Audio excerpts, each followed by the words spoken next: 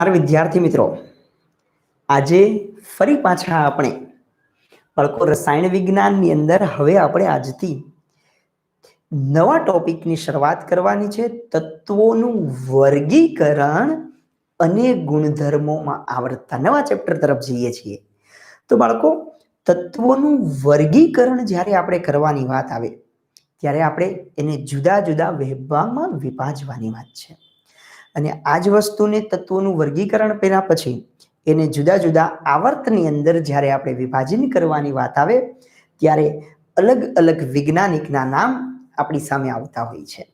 દાખલા તરીકે સૌપ્રથમ આપણે એવું કહેતા હતા, જુદા જુદા વૈજ્ઞાનિકોએ સમયાંતરે પોતે અલગ અલગ રીતે આવર્ત કોષ્ટક બતાવવાની વાત કરી હતી, જેની અંદર ઘણા વૈજ્ઞાનિક કહીએ તો મેન્ડેલિફ પણ આવી જશે, ગ્લેન ટી સિબોર્ગ આવશે, લોથર મેયર છે, ડોબ્રેનર છે, ન્યુલેન્ડ છે, કાન કાર્ટોઇસ છે.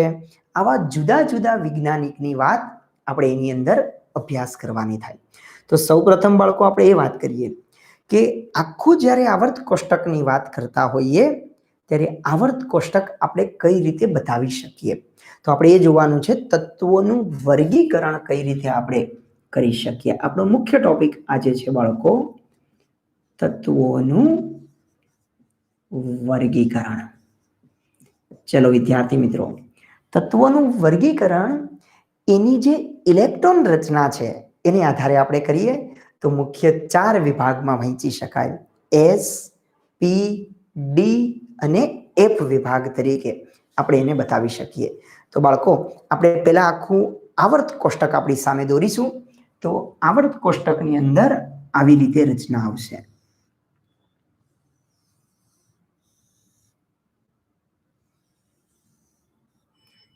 બાળકો, આ થઈ ગયો આપણો એસ વિભાગ. વચ્ચેના ભાગની અંદર બાળકો આપણો આવશે ડી વિભાગ અને ફરી અહીંયા આવશે આપણો પી વિભાગ.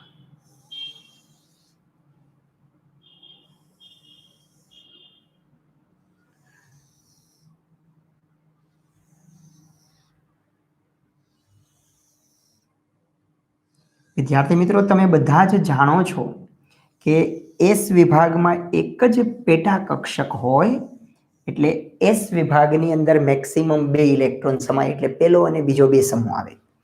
બાળકો, પી વિભાગની અંદર 3 પેટા કક્ષક હોય એટલે મેક્સિમમ 6 ઇલેક્ટ્રોન સમાય એટલે બાળકો 6 વિભાગ આવશે.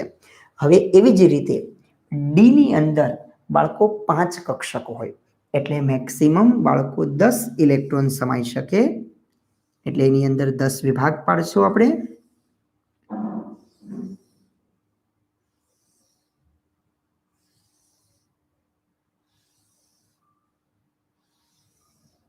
આ થઈ ગયો બાળકો ડી વિભાગ. અને તમે જાણો છો ને, એફ વિભાગ આવર્ત કોષ્ટકમાં બાળકો તળિયે આવેલો છે અને જેની અંદર બાળકો 2 લાઈન હોય છે, લેન્થેનાઇડ અને એક્ટેનાઇડ શ્રેણી. અને એફ વિભાગની અંદર 7 પેટા કક્ષકો હોય એટલે બાળકો એની અંદર કુલ 14 ભાગ પડશે.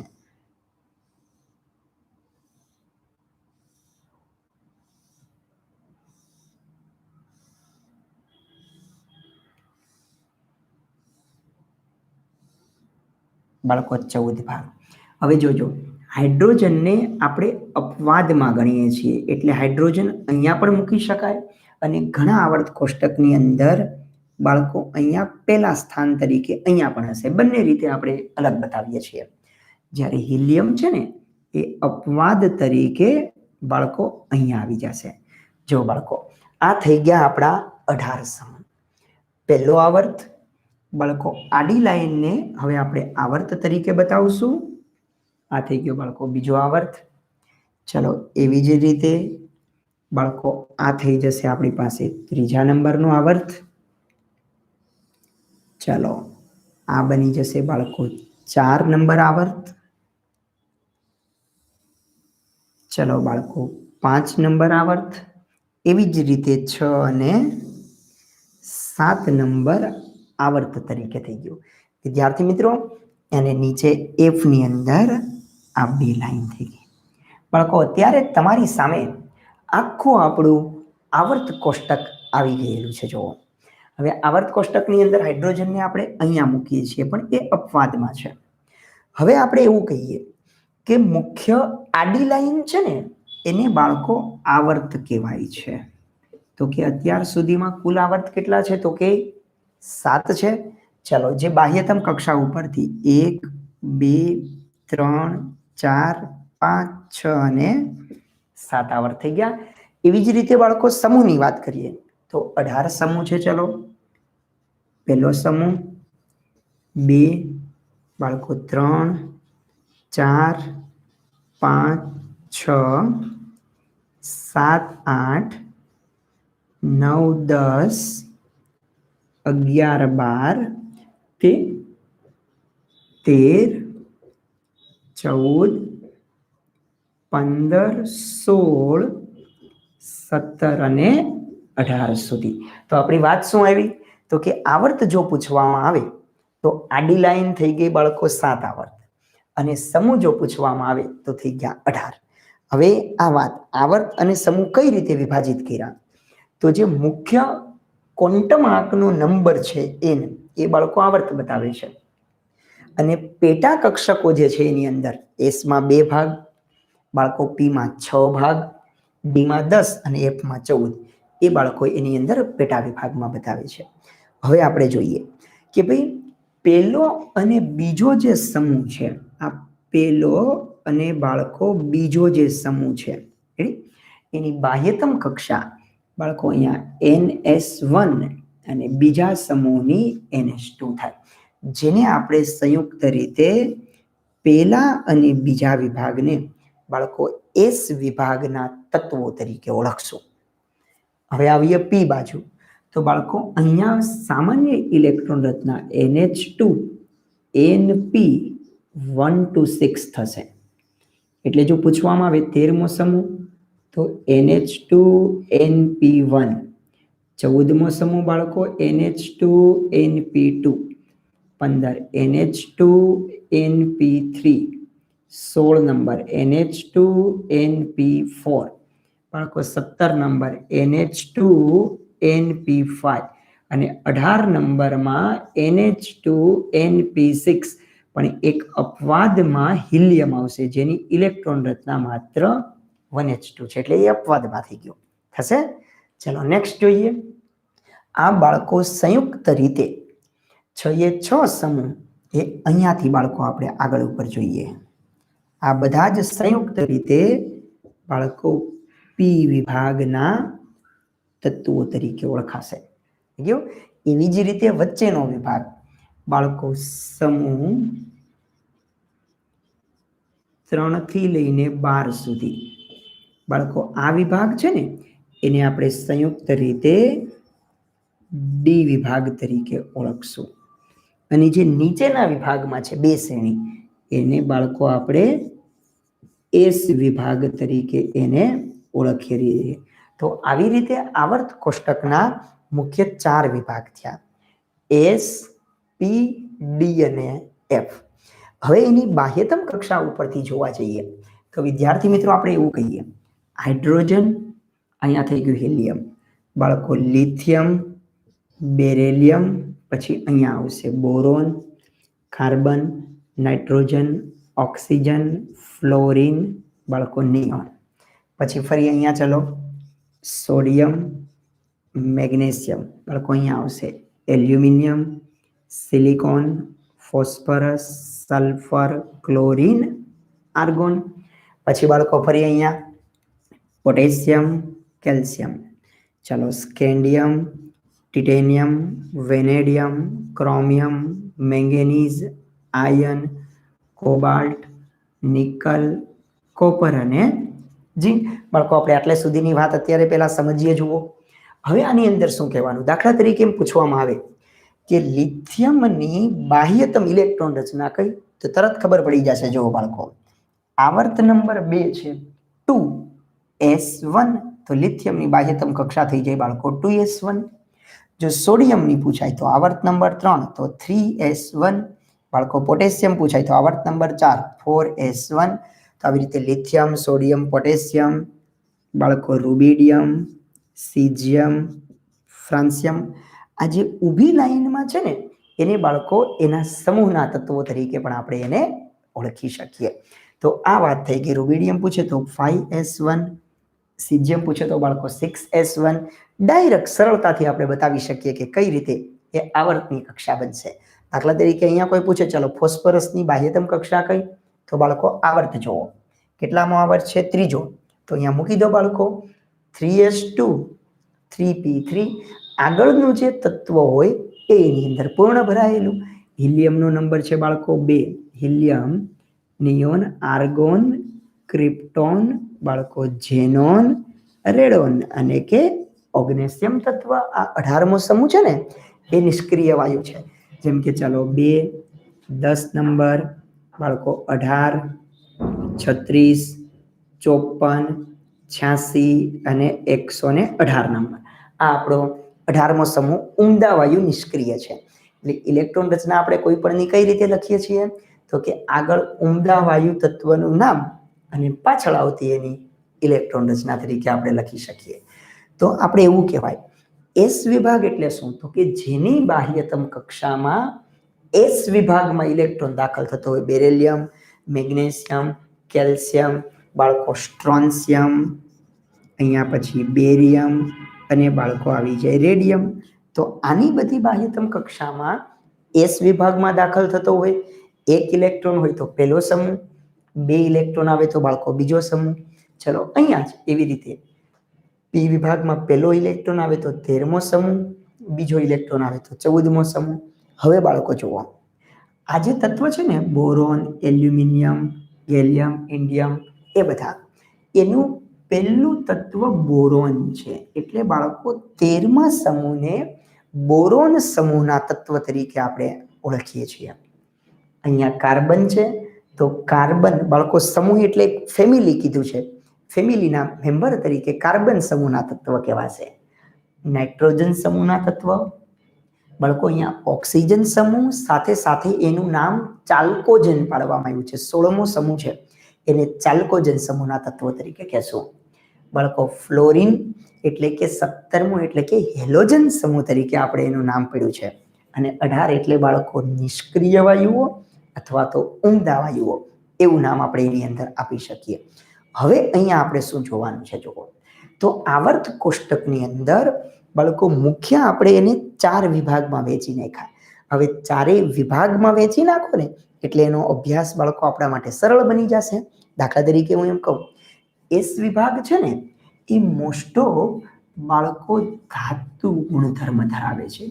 ધાત્વીય હોય. ધાતુ એવું એટલે તરત ખબર પડે બાળકો ઇલેક્ટ્રોન બને ત્યાં સુધી એ દાન કરવાનો પ્રયત્ન કરે. તો જેમ બાળકો ડાબી બાજુથી આને આપણે બાળકો ડાબી બાજુ કહીએ અને આવર્ત કોષ્ટકમાં આ બાજુ બાળકો આપણે જમણી બાજુ કહેશું. ચલો જો વિદ્યાર્થી મિત્રો ચાલો આપણે ડાબી બાજુથી જેમ જેમ જમણી બાજુ જાશું એમ બાળકો ધાતુ ગુણધર્મ ઘટતો જાય અને આ બાજુ જે વિભાગ હોય ને એ મોસ્ટ ઓફ બાળકો અધાતુ જોવા મળે છે. અને વચ્ચેના સિલિકોનની બધા છે એ અર્ધ ધાતુ તરીકે આપણને જોવા મળે છે. એ ઝિગઝેગ ગતિની અંદર બાળકો આવી રીતે સર્પાકાર રીતે અર્ધ ધાતુનો ભાગ પણ આગળ વધતો એની અંદર આપણને જોવા મળે છે. હવે વાત કરીએ એસપી અને ડી વિભાગમાં મોસ્ટ ઓફ ધાત્વીય તત્વ જેવા તત્વો હોય. હવે બાળકો જોજો એફ વિભાગ લખેલો નીચે છે પણ બતાવવાનો અહીંયા હોય છે બાળકો. આજે મેં બતાવ્યું છે એ ભાગ બાળકો અહીંયા 57 નંબરનું તત્વ લેન્થેનિયમ છે. બાળકો 57 નંબરનું તત્વ લેન્થેનિયમ એ તો ડી વિભાગનું તત્વ છે પણ અહીંયા બાળકો 58 થી લઈને જે શરૂઆત થશે ને એના તત્વો આ તત્વ જેવા દેખાય છે. એટલે આ જે શ્રેણી છે એનું નામ પડ્યું છે બાળકો લેન્થેનોઇડ્સ. લેન્થેનોઇડ શ્રેણી. તો કોઈ પૂછે લેન્થેનોઇડ શ્રેણી ક્યાં આવર્તમાં તો બાળકો આ વિભાગ આખો આપણે અહીંયા ગણવાનો છે, એટલે એનો આવર્ત નંબર કેટલો થઈ જાય બાળકો? 6 નંબર આવર્ત થાય. પણ એની બાહ્યતમ કક્ષા છે ને બધામાં 4f રહેશે, એટલે બાળકો 6 માંથી આપણે 2 બાદ કરી નાખશું. એવી જ રીતે અહીંયા બાળકો 89 નંબરનું તત્વ એક્ટેનોઇડ તત્વ છે. હવે 89 પછીના તત્વો એટલે બાળકો અહીંયાથી શરૂઆત થાય, તો આ આખી શ્રેણી અહીંયા આવે બાળકો. આના પછી આટલા વિભાગની અંદર જોજો, તો એને કહેવામાં આવે છે એક્ટેનોઇડ શ્રેણી. તો આપણને કોઈ પૂછે કે બે લેન્થેનોઇડ શ્રેણી અને એક્ટેનોઇડ શ્રેણી એ કયા વિભાગની શ્રેણી છે? તો આપણો જવાબ આવશે બાળકો એફ વિભાગની શ્રેણી છે. પણ હવે એમ પૂછે કે એનો આવર્ત, લેન્થેનોઇડ્સનો આવર્ત 6 નંબર, એક્ટેનોઇડ્સનો બાળકો આવર્ત પૂછે તો 7 નંબર. પણ હવે ચલો સમૂહ પૂછવામાં આવે તો શું? તો બાળકો યાદ રાખજો, લેન્થેનોઇડ અને એક્ટેનોઇડ બાળકો ત્રીજા અને ચોથા સમૂહની વચ્ચેના ભાગમાં આવેલું છે. જો આ જે ભાગ છે ને ત્યાં આવેલા છે, એટલે બાળકો ત્રીજા અને ચોથાની વચ્ચેનો ભાગ છે એવું આપણે એની અંદર બતાવવાનું છે. એનો કોઈ પોતાનો એક વિભાગનો કોઈ અલગથી સમૂહ હોતો નથી, એ બંનેની વચ્ચે થઈ ગયા. હવે આપણને આમાંથી જુદા જુદા જે પ્રશ્ન પૂછાય એ આપણે જોતા જઈએ. ચલો બાળકો, પહેલો પ્રશ્ન, એસ વિભાગના આવર્ત ક્યાં? તો કહી દેવાના 1 થી લઈને 7 થશે. ચલો, એસ વિભાગના સમૂહ ક્યાં? તો કહી દેવાના બાળકો પહેલો અને બીજો સમૂહ. થઈ ગયા. ચલો બાળકો, પી વિભાગમાં આવો. ટૂંક નોંધ આપણે બનતી જશે. પી વિભાગની અંદર બાળકો આવર્ત પૂછવામાં આવે તો 1 થી લઈને 7 સુધી થશે. સમૂહ પૂછવામાં આવે તો બાળકો 13, 14, 15, 16, 17 અને 18, એટલે 13 થી લઈને 18 સુધીના 6 સમૂહ એની અંદર આપણે બતાવવાના. એની સામાન્ય ઇલેક્ટ્રોન રચના NH2np126. ચલો બાળકો, ડી વિભાગના આવર્ત પૂછવામાં આવે તો જોજો 4, 5, 6 અને 7. બાળકો પેલી લાઈન છે ને એની બાહ્યતમ કક્ષા 3D આવશે, એક બાદ કરતા જવાના. પછી બાળકો અહીંયા 4D, બાળકો 5D અને પછી આવે 6D. આમ બાહ્યતમ કક્ષા એની બનતી જાય છે. અને આજે છે ને એ ચારેય શ્રેણીને સંક્રાંતિ તત્વો તરીકે આપણે ઓળખીએ છીએ બાળકો. ડી વિભાગના તત્વોને સંક્રાંતિ તત્વો કહેવાય છે. હવે જોજો, એફ વિભાગ એ ડી ની વચ્ચે આવેલો છે, એટલે કોઈ એફ વિભાગનું નામ કહે ને તો બાળકો એનું નામ છે આંતર સંક્રાંતિ તત્વો. જો આને આપણે સંક્રાંતિ કહેતા હોય તો ડી વિભાગની વચ્ચે એફ આવ્યો છે, એટલે એનું નામ પડ્યું છે બાળકો આંતર સંક્રાંતિ તત્વો તરીકે આપણે એને ઓળખીએ છીએ. એની અંદર આવર્ત પૂછવામાં આવે તો આવર્ત બાળકો 6 અને 7 એફમાં, પણ સમૂહ પૂછવામાં આવે તો 3 અને 4ની વચ્ચે.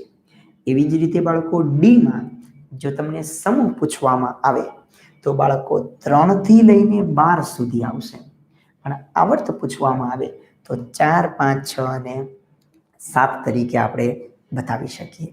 હવે બાળકો એક બીજો પ્રશ્ન, જો હાઇડ્રોજનને આપણે ઉપરના ભાગની અંદર ગણીએ અથવા તો અહીંયા ગણીએ તો એમ પૂછે કે ભાઈ ટોટલ અત્યારે એસ વિભાગમાં કુલ તત્વો કેટલા? તો ગણી લો 1, 2, 3, 4, 5, 6, 12.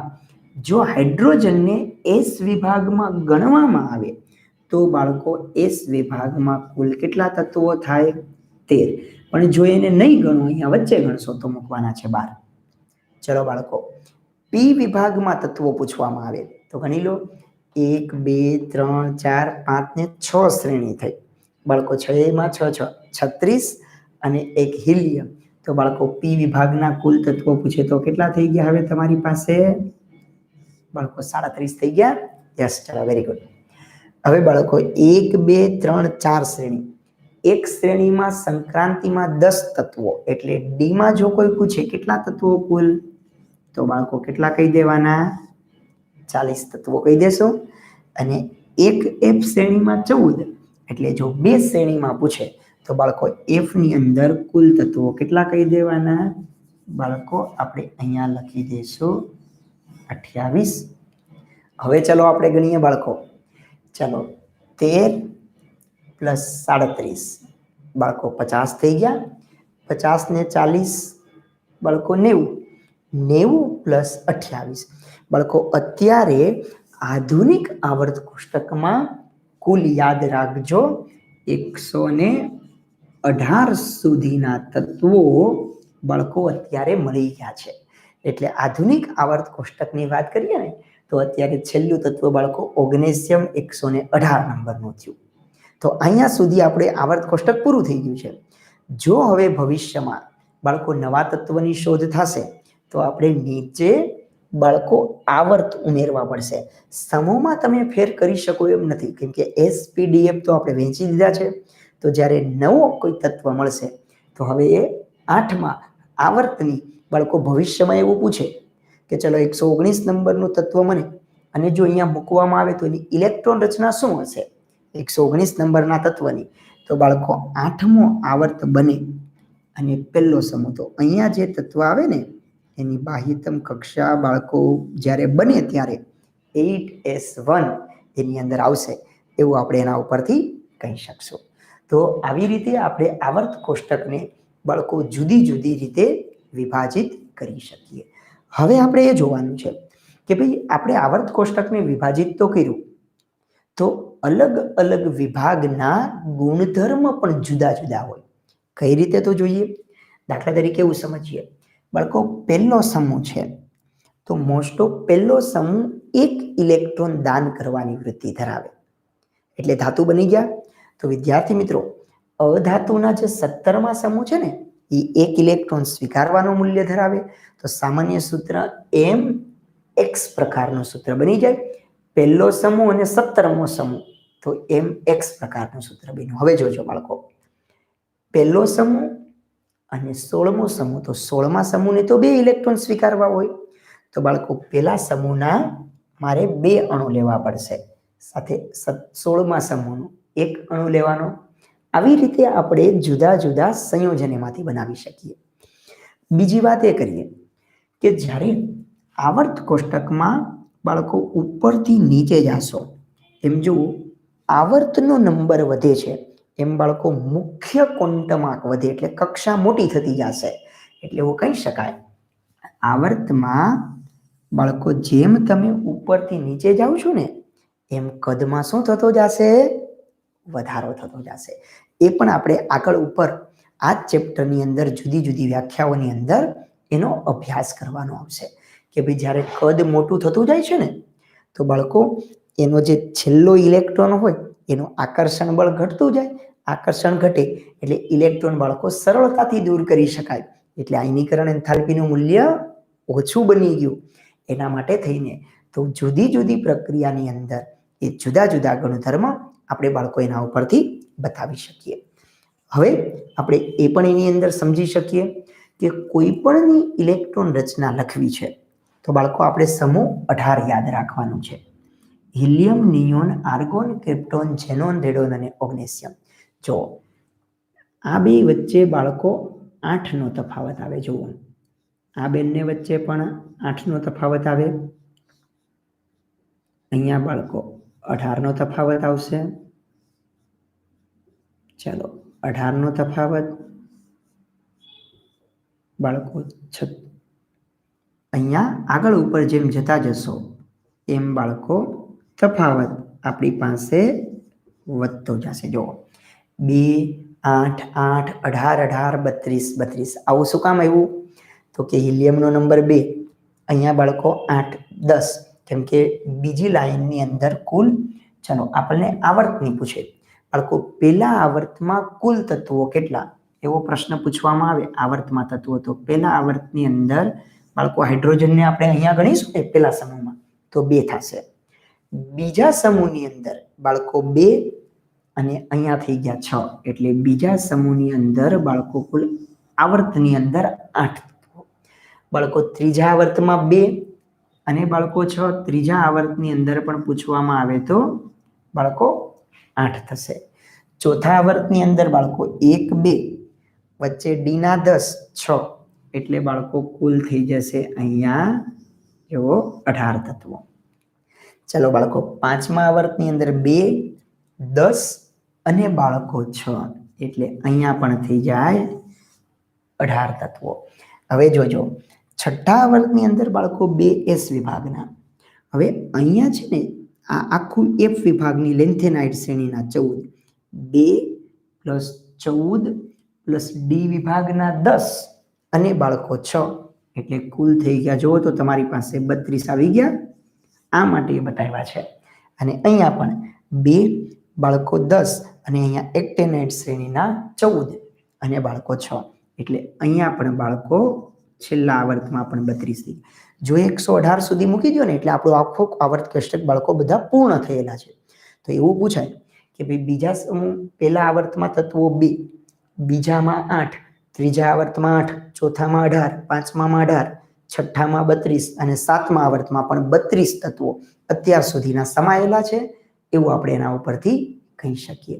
હવે આપણને કોઈ પૂછે કે ચલો દાખલા તરીકે બાળકો એમ કે ભાઈ 55 નંબરનું તત્વ ભલે ગમે તે હોય, એ કયા સ્થાન ઉપર હોય, ચલો આપણે ગોતવું છે. તો એ ગોતવાનું, પેલા 55 ની આગળનો બાળકો ઉમદા વાયુ તત્વ ગોતી લેવાનો. કયું થઈ જાય? 54.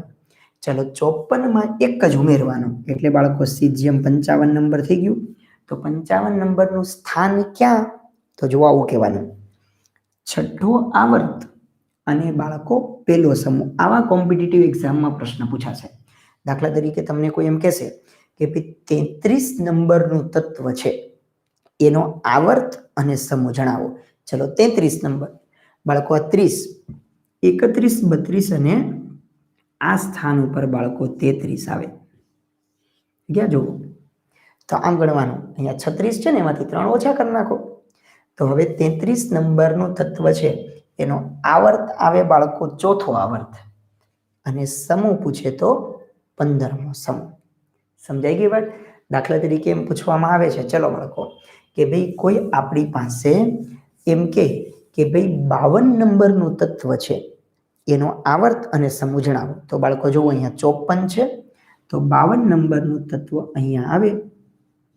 ચલો 52 નંબરનું તત્વ જો અહીંયા આવે તો બાળકો એનો આપણે સમૂહ ગણો. આવર્ત આવશે 5 નંબર અને સમૂહ જોવાનો અહીંયા બાળકો 16મો સમૂહ થશે. તો આવી રીતે આવર્ત અને સમૂહ કોઈ પણનું જો તમને સ્થાન પૂછે, દાખલા તરીકે કે ભાઈ 57 નંબરનું તત્વ છે, આવર્ત કયો? બાળકો 57 નંબર તત્વ છે, તો આવર્ત થઈ જાય 6 નંબર, સમૂહ પૂછે તો 3 નંબર. હવે જોજો બાળકો, 58 વાળા નીચે એપમાં આવી જશે. 58 થી 71 સુધી અહીંયા આવી જાય, એવી જશે. તો એ બાળકો હવે એફ વિભાગના તત્વ તરીકે આપણે એની અંદર જુદી જુદી રીતે એને વર્ણવી શકીએ. તો ગમે ત્યારે આપણને કોઈ તત્વની જ્યારે વાત કરતા હોય તો અલગ અલગ રીતે બાળકો આપણે એને અલગ અલગ વિભાજનની અંદર બતાવીએ. તો આખા આવર્ત કોષ્ટકને આપણે મુખ્ય કેટલા વિભાગમાં વેચી નાખ્યું બાળકો? 4 વિભાગમાં વેચ્યું છે, એવી રીતે આપણે કહી શકીએ. એવી જ રીતે બાળકો જો અહીંયા 90 નંબર હોય અને છેલ્લે થઈ જશે બાળકો 103 સુધી આમ ભરાશે, એટલે 104 નંબર ફરી પાછા અહીંયા આવશે. આમ સમજવાનું બાળકો, 71 અને 72 નંબર અહીંયા આવે, આવી રીતે સમજતું જવાનું. તો આવી રીતે આપણે કોઈ પણ આવર્ત અને કોઈ પણ સમૂહનું જ્યારે કહે તો આવી રીતે એને વિભાજિત કરી નાખશો. દાખલા તરીકે કોઈ એમ કહેશે કે ભાઈ 46 નંબરનું તત્વ ક્યાં આવે? ચલો બાળકો, 46 નંબર ગણવું છે તો અહીંયા 36 સુધી થશે. હવે મૂકી દો બાળકો, 37, 38, 39, 40, 41, 42, 43, 44, 44 ને 46 નંબર બાળકો અહીંયા આવે. એ તત્વ ભલે ગમે તે હોય, પણ બાળકો 46 નંબર પેલેડિયમ તત્વ એ અહીંયા આવશે. હવે એના માટે આવર્ત પૂછે, ચલો આવર્ત થઈ ગયો 5મો, બાળકો સમૂહ થશે 10 નંબર. દાખલા તરીકે એવું નામ આપે, ચલો એલ્યુમિનિયમ માટે બાળકો આવર્ત અને સમૂહ જણાવો. તો એલ્યુમિનિયમ માટે આવર્ત થઈ ગયો 3જો, બાળકો સમૂહ થઈ ગયો 13મો. એની બાહ્યતમ કક્ષા શું હોય? તો ગણી લો. જો અહીંયા 3 છે, તો આની બાહ્યતમ કક્ષા બાળકો 3s2 અને 3p1 થાય. આ મૂકી દેવાનું, NH2 અને P1 થઈ ગયા ને. તો આવી રીતે કોઈ પણ તત્વની વાત હોય, આના ઉપરથી બાળકો ધાતુ, અધાતુ અર્ધધાતુ બનશે, કોણ કેટલા ઇલેક્ટ્રોન દાન કરશે, એની બાહ્યતમ કક્ષાની ઓક્સિડેશન અવસ્થાઓ કઈ બનશે એની વાત કરીએ. દાખલા તરીકે એમ પૂછે કે ક્લોરીન છે એ ધાતુ તત્વ કે અધાતુ તત્વ, તો જોઈ લો બાળકો 17મા સમૂહમાં જ ઇલેક્ટ્રોન સ્વીકારવાની વૃત્તિવાળા છે, તો એ બધા મોસ્ટ ઓફ અધાતુ સ્વરૂપે એની અંદર હાજર રહેશે.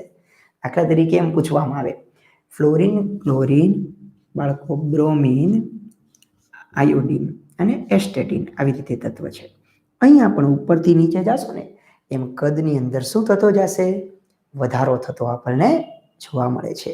વિદ્યાર્થી મિત્રો, આગળનો અભ્યાસ આવર્ત કોષ્ટક ઉપરથી આવર્ત અને સમૂહની જે વાત કરી છે એના ઉપરથી આગળની વ્યાખ્યાઓ, આગળના વૈજ્ઞાનિકની પદ્ધતિઓ એ આપણે હવે નેક્સ્ટ ક્લાસની અંદર વિગતવાર એની અંદર અભ્યાસ આગળ ઉપર જોતા જાશું.